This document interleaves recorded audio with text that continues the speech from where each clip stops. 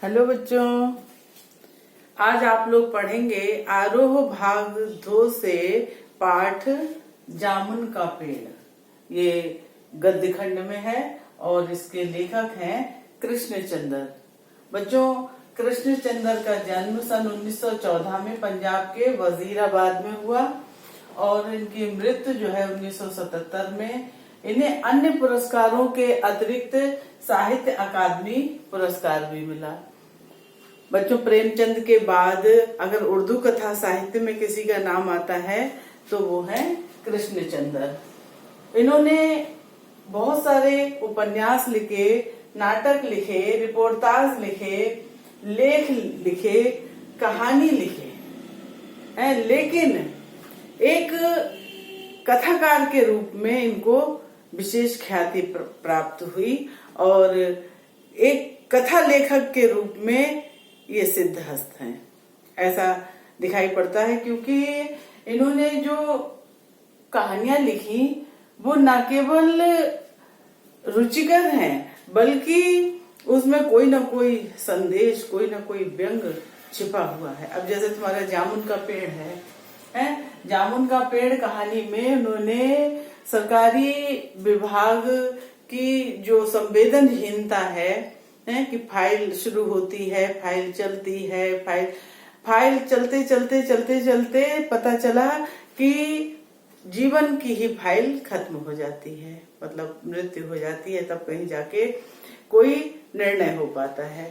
तो उस संवेदनहीनता को या सरकारी महकमे की लापरवाही पूर्ण कृत्य को उन्होंने एक हास्य व्यंग्यपूर्ण रचना के माध्यम से कितना अच्छा समझाया है वो तुम पढ़ोगे जामुन का पेड़। कहानी शुरू होती है जामुन के पेड़ के गिरने से कि एक दिन बड़ी जोर का झक्कड़ चला और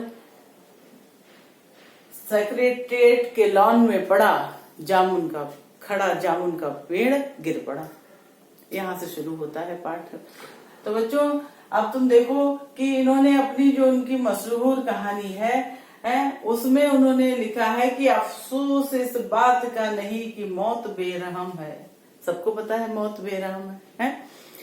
अफसोस इस बात का नहीं कि मौत बेरहम है, अफसोस इस बात का है कि अस्पताल बेरहम क्यों है? तो बच्चों, इस कहानी में जामुन का पेड़ में भी कुछ इस प्रकार की ही, माना कि ये हास्य व्यंग पूर्ण रचना है, किंतु एक उस जीवन के सत्य की ओर संकेत करती है जो कि सरकारी महकमे में या कहना चाहिए कि दफ्तरों में सबको झेलना पड़ता है। बच्चों देखो, उसमें कुछ कठिन शब्द हैं। झक्कड़ मतलब आंधी, रुआसा मतलब रोनी सूरत, ताज्जुब मतलब आश्चर्य, हॉर्टिकल्चर मतलब उद्यान कृषि, एग्रीकल्चर कृषि, तगाफुल मतलब विलंब, देर, उपेक्षा। बच्चों, इसमें एक व्यक्ति जो है वो जामुन के पेड़ के नीचे दब जाता है, झक्कड़ चलता है और जामुन का पेड़ गिर जाता है। फलदार वृक्ष है और उसके नीचे एक व्यक्ति दब जाता है। तो उसमें ये दिखाया है कि जामुन के पेड़ के नीचे आदमी दबा पड़ा है। माली पहले चपरासी से कहता, चपरासी पहले फिर सेक्रेटरी से कहता, सेक्रेटरी फिर आगे कहता, फिर वो और आगे कहता। इस तरह से जो व्यक्ति दबा पड़ा है उसको निकालने की बात ना होकर वहां पर भीड़ लग जाती है और तरह तरह की बातें होती हैं कि अरे ये तो बड़ा ही फलदार वृक्ष था, इसकी जामुने कितनी रसीली थी, मतलब इस टाइप की बातें शुरू हो जाती हैं। बेरहम दुनिया ये नहीं देख रही है कि एक व्यक्ति दबा पड़ा है, पहले उसको निकालने का प्रबंध होना चाहिए।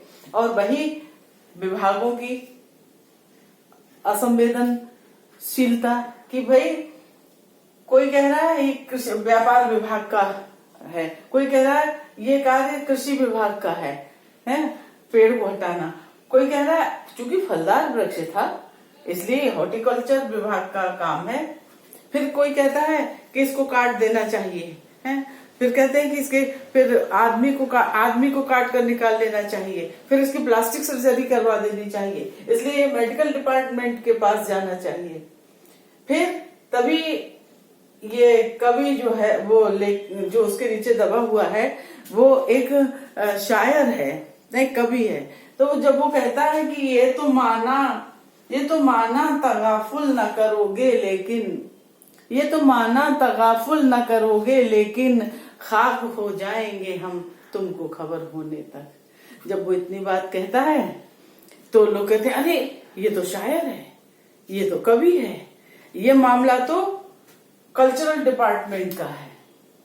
अब उसके बाद कल्चरल डिपार्टमेंट फॉरेस्ट विभाग के ऊपर थोप देता है, फिर वो विदेश विभाग के ऊपर थोप देता है, फिर प्रधानमंत्री आएंगे, फिर प्रधानमंत्री क्या इसके बारे में राय बनाते हैं। इस तरह से वो करते करते करते करते जब उसकी फाइल तैयार हो पाती है तो उसके जीवन की भी फाइल बंद हो जाती है। कहने का मतलब तब तक जामुन के पेड़ के नीचे दबा हुआ आदमी मर जाता है।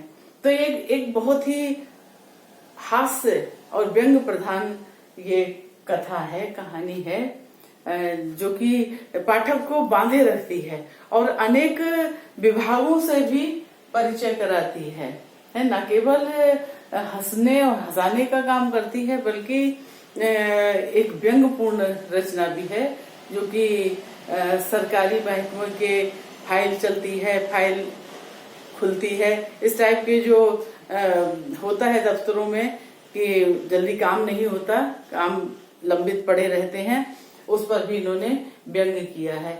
हाँ, कभी कभी हंसाने के लिए ऐसा तो होता है, कोई भी व्यंग प्रधान बच्चों रचना हो उसमें थोड़ा अतिशयोक्तिपूर्ण वर्णन होता है, जैसे कि हंसी है ना, थोड़ा हास परिहास हो।